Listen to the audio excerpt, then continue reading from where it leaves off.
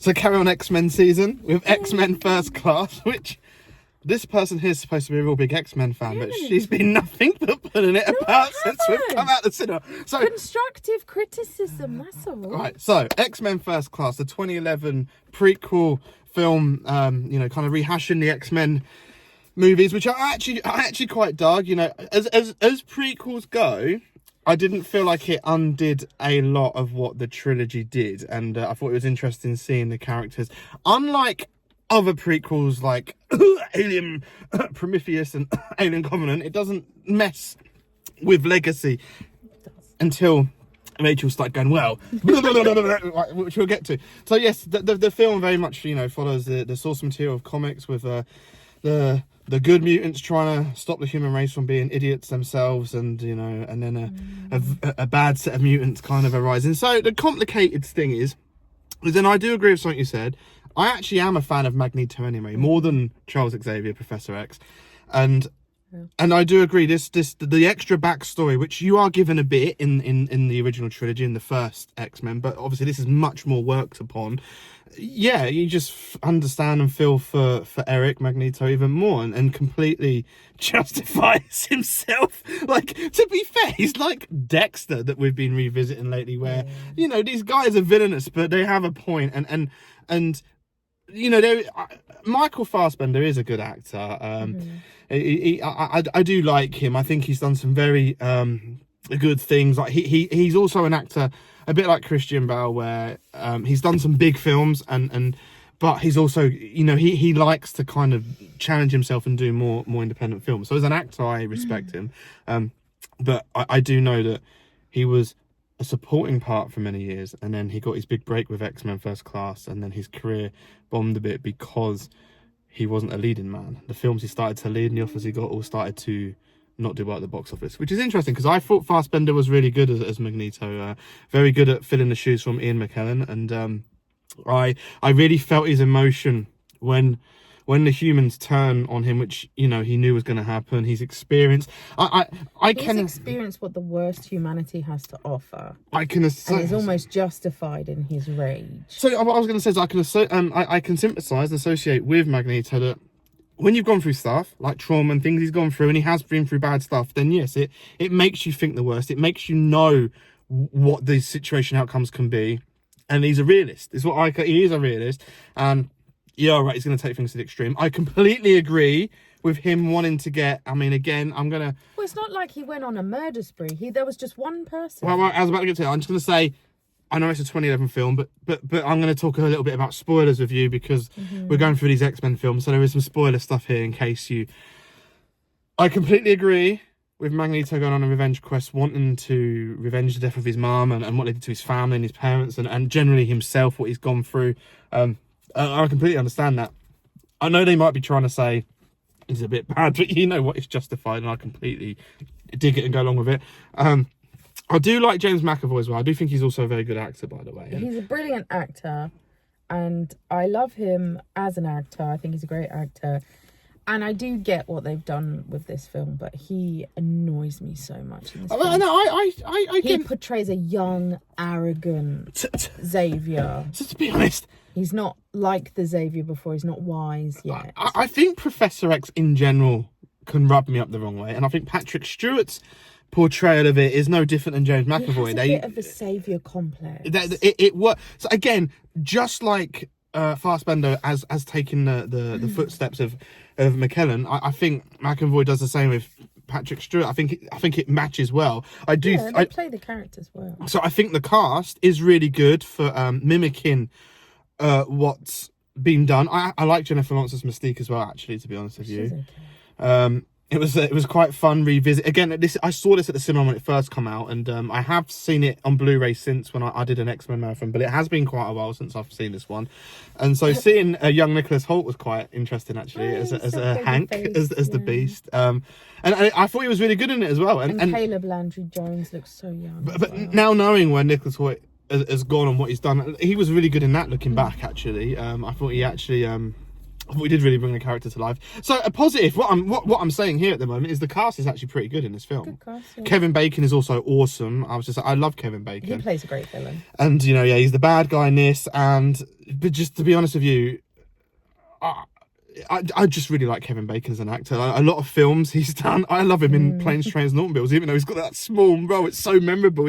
What he touches is, he's not even a lead in Friday the 13th, but still so memorable because the death he got in it. He's just, I like a lot of what he does. He doesn't do a lot of wrong with me. Like, he brings a lot of fun and energy. He's one of those actors that just brings a lot to roles he does. I generally believe that. Yeah, anyway.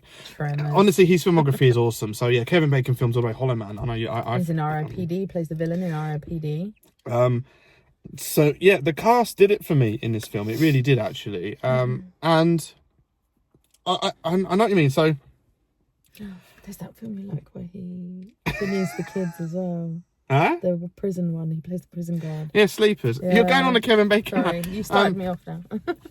I do want to just make a note that doing X-Men season, obviously we've spoken a lot about Wolverine and Logan. I do feel it is hard, but it does feel absolutely. You miss him. I do miss him. Although there's something missing from this film. What could it be? He does have a glorified cameo.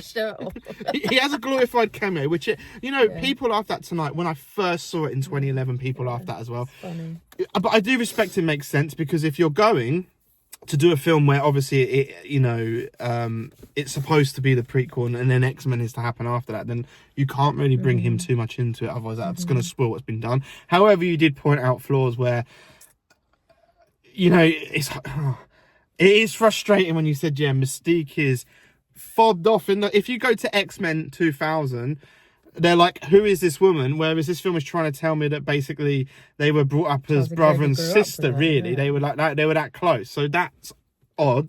That's why I struggle with the Mystique character in this one, because it doesn't really tie in consistently with the first X-Men film. It's supposed to, but Raven Darkholme is so mysterious in the first one, but she grew up with Xavier in this one. Feel like sometimes filmmakers are like, oh, it's 2011, that come out in 2000, but when you do marathons or you revisit films like this, it's like that is actually a really bad Xavier never points out that they did briefly meet Logan.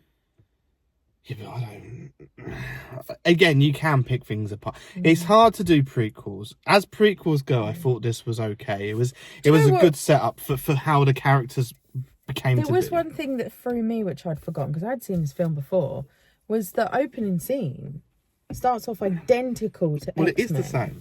I know, but it threw me for a second. I was like, have they put the right film on? I was like, hold on a minute. It repeats the footage. It starts identical.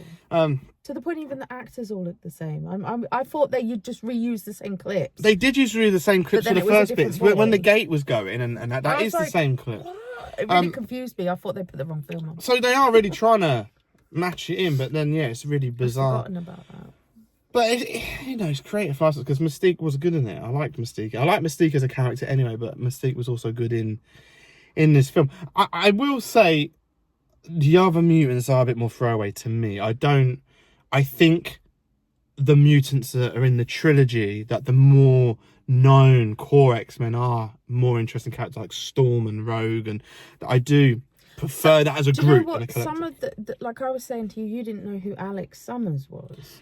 Some of the characters, if you're a fan of the comic books, they do have a meaning. But if you're just going into this because you like the X-Men films, you'll have no idea who some of these characters are. Well, Scott Summers is obviously Cyclops, and obviously Alex Summers makes sense. Is his older brother Havoc, who in the comic books has a rocky story. But what I've said about these films before is you've got to forget this also too. These film that film doesn't say this is Scott Summers' brother. It doesn't say that. Weird it just that says they then choose that particular mutant, knowing that most people won't know that information. However, I brought up in the first X-Men film when we spoke about X-Men, the 2001. I did bring up going, what about Magneto's helmet? It's not explained. He's just got a helmet. This film does make a point of saying made up a story. No, but this film made a point that it was designed and made by the Russians, and it's they actually. So the Russians knew that telepaths existed, did they? They built this very special one-off helmet against telepaths that they had no idea existed. Really? But Kevin Bacon's So character random. did know they exist, and so he had it made. So, and obviously, I will say the film doesn't overly explain why Kevin Bacon is such an entity force, because he was just a normal guy at the beginning. He's obviously done Nazi experiments, and it's never really established how Kevin Bacon become this almighty, all-powerful mutant, which, you know, I know the foundation's set, and I know you don't have to spoon feed everything. I'm just saying, but it is it's a leap from, oh, I'm just a guy, oh, look, you've got power, to all of a sudden I'm this like power-wielding man. You know, how did he say his powers keep him young? How did you? Yeah, no, but how would you find out you can absorb nuclear energy like that? Probably got blown up or shot or something. You know, that's where things go wrong, like that Family Guy episode where it goes and rolls around a nuclear waste, and then they go, "You're gonna die because you've got it." Like, how do you find that out? Like, you know. Yeah, that would have been nice. Because in some films you turn out to be like Toxic Avenger, or in his case he turns out to be an almighty powerful god wielding, incredibly powerful. Yeah. But to be honest, like, as films go, it's a fun movie. It's got quite an interesting 60s vibe, how it was set. It's a throwback. It's, you know, I think it's a cool story. Like, going on with what you've got. If you've got to this point and you like X-Men, I think this is a good progression. It's a good story. I said the cast said it for me. The film is sold off great performances in the cast. And yeah, just as I say, like the story is all right. It's not a crap story. It is a pretty decent one. I would actually probably say I had more fun with, as a film on its own. If I just go and watch X-Men First Class, I actually think I prefer this than Last Stand. I think it's a better film than the end of the trilogy and the third one. So I think it's a pretty consistent franchise of films. It's quite up there.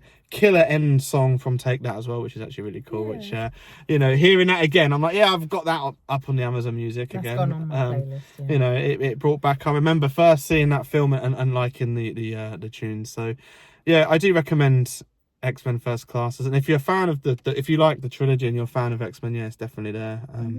It's better than the third. I have to think about it. Definitely better than the third. So for me, quite consistent. I know you've got a lot of flaws, but X First Class.